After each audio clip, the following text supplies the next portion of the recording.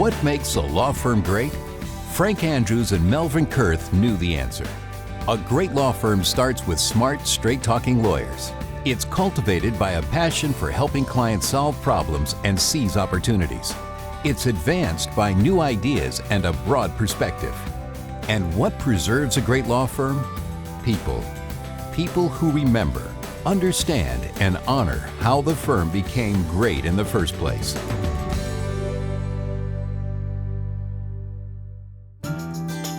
Frank Andrews was always easy to look up to. One of 3 lawyers evaluating his application to become a Texas lawyer wrote, "He knows more than all 3 of us put together." The examiner then promptly hired the 23-year-old Andrews for a case due in court the next day, which Andrews won. 15 years later, in 1902, Houston was a city of 58,000 residents and 215 lawyers. Frank Andrews was one of them. An experienced and influential 38-year-old trial attorney with the Houston and Texas Central Railway, referred to as the Boll Weevil Railway. Among his friends was U.S. Congressman Thomas Ball, who would be actively involved for decades in developing the Houston Ship Channel and port facilities. When Andrews decided it was time to begin a law firm, Ball was his choice for a partner. Ball accepted the offer, and soon thereafter Andrews won the firm's first clients, railroad entrepreneurs Edward M. House and Benjamin Yoakum.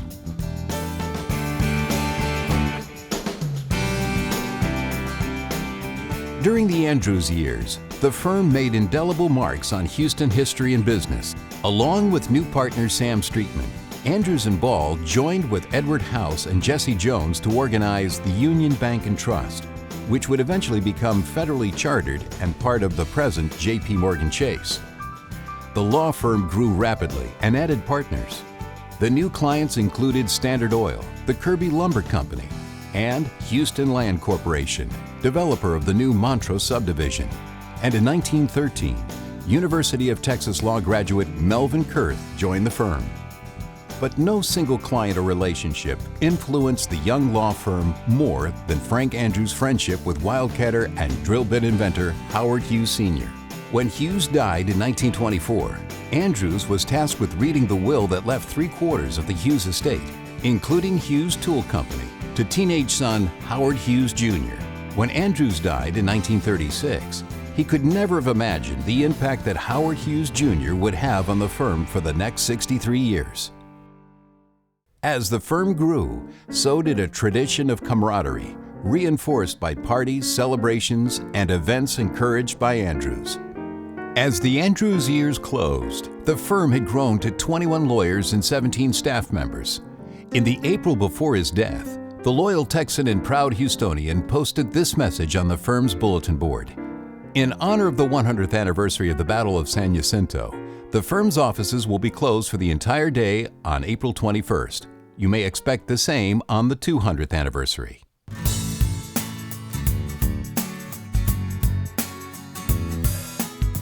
Following Andrews' death in 1936, Melvin Kurth was appointed the firm's administrative partner. Known to the firm's partners as the Dutchman, or sometimes that hard-headed Dutchman, Kurth oversaw the firm's success for the next 27 years.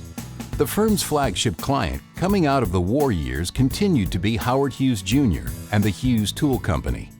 Hughes' idiosyncrasies were legendary and extended to the lawyers working on his behalf.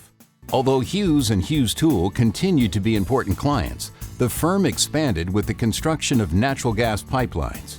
Major clients included Southwest Forest Industries and Southern National Bank.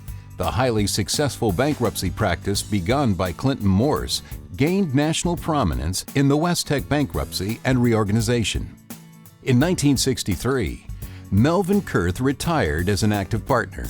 Guided by a new management committee, the firm continued growing.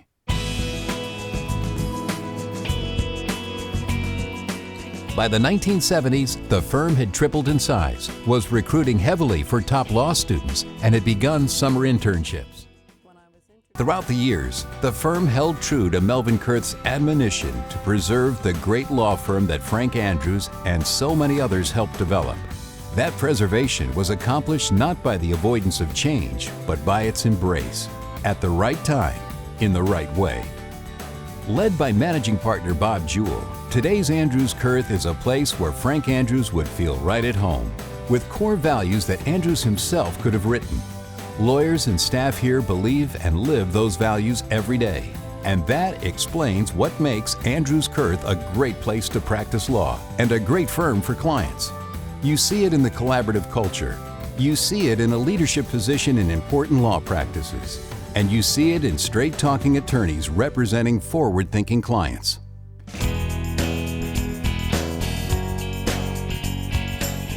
I would describe the culture at AndrewsKurth as collegial. This is people that you'd want to work with. That's what the deciding factor was for me. I couldn't think of any other group that I'd rather work with and be associated with. I came here though because it was an opportunity for me to go to a great firm.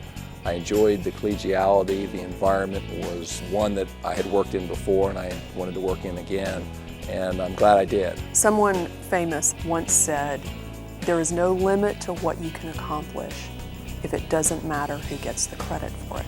And I think that is very applicable here. When we receive a project, the most important thing is to deliver a great result for the